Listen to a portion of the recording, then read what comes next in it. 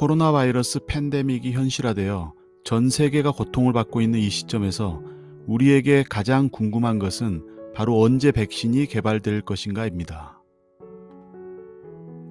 인류 최초의 성공적인 백신은 1796년 영국 의사 에드워드 제너의 우두를 이용한 천연두 스몰팍스 백신입니다. 우두라는 것은 젖소 유두에 궤양이 생기게 하는 바이러스인데 젖을 짜는 일을 하는 동안 우두에 감염되었던 여자들이 천연두에 대한 면역이 생기는 것을 관찰함으로써 발견하게 된 것입니다. 바이러스가 우리 몸에 침입하면 우리 몸은 면역 체계를 작동시킵니다. 대식세포가 먼저 작용하여 침입자를 잡아먹습니다. 외부 침입자에는 항원이 존재하는데 그 항원을 T세포가 인식하여 결합하도록 합니다. 그 다음 B세포를 발현시켜 항체도 만들어내고 외부 침입자의 항원 정보를 메모리세포에 저장합니다. 메모리세포에 저장된 정보를 통해 바이러스가 다시 침입하였을 때 즉시 공격하는 것입니다. 코로나 바이러스에 우리가 속수무책 당하고 있는 것은 이 바이러스가 우리에게 처음 나타난 신종이기 때문에 아직 아무도 정보를 가지고 있지 않기 때문입니다. 우리 몸에서 메모리까지 모든 과정을 마칠 때까지는 시간이 걸립니다.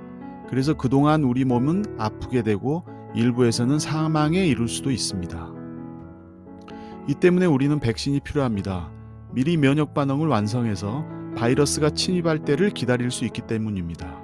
이제부터는 외부 침입자의 정보를 모두 알고 있기 때문에 침입 시 즉시 공격할 수 있습니다. 백신의 종류로는 첫째, 바이러스의 독성을 없앤 약독화 생백신이 있습니다. 홍역, 볼거리, 풍진, 천연두, 수두 백신이 여기에 속하며 독성만 없는 살아있는 바이러스를 주사하기 때문에 증상 없이 감염을 일으키는 원리입니다. 매우 효과적이지만 면역 체계가 약한 사람들은 실제 병이 발생할 수 있기 때문에 조심해야 합니다.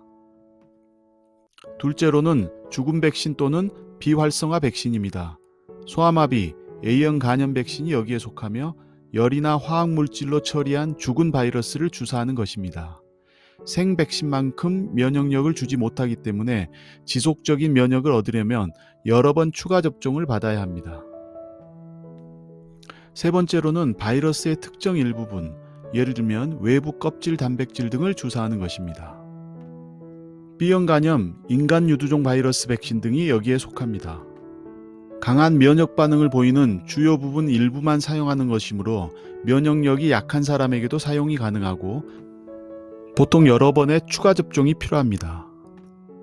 마지막으로 미래에 기대되는 새로운 백신으로는 DNA 백신, mRNA 백신 등이 있는데 이 중 mRNA 백신이 바로 코로나19 바이러스를 위해 개발되고 있는 것입니다.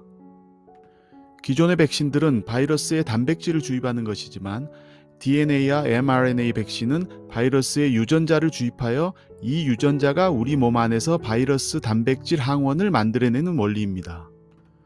mRNA 백신은 독성을 가지는 바이러스 자체가 아니라 그냥 유전자뿐이기 때문에 바이러스 자체의 독성이 없습니다. 그래서 독성 검사를 거치지 않아도 돼 개발 기간을 앞당길 수 있습니다. 미국 백신 개발 전문 회사인 마더나가 개발 중인 mRNA 12732이 첫 코로나19 예방 백신이 될 가능성이 가장 커 보입니다.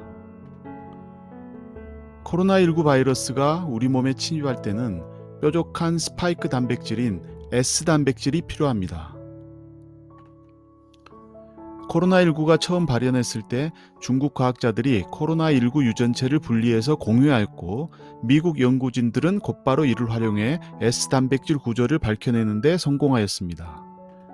그로부터 불과 42일 만에 마더나 회사는 첫 임상시험용 백신을 만들어냈고 지난 3월 16일 미국 시애틀에서 세계 최초로 임상시험을 시작하였습니다. 앞으로 건강한 시민 총 45명이 세 그룹으로 나누어 28일 간격으로 2회 접종을 받게 될 것입니다. 그 결과가 정말 기대되는 시점입니다. 일반적으로 하나의 백신이 상용화되는 데는 최소 수년에서 10년 이상 걸리기도 합니다.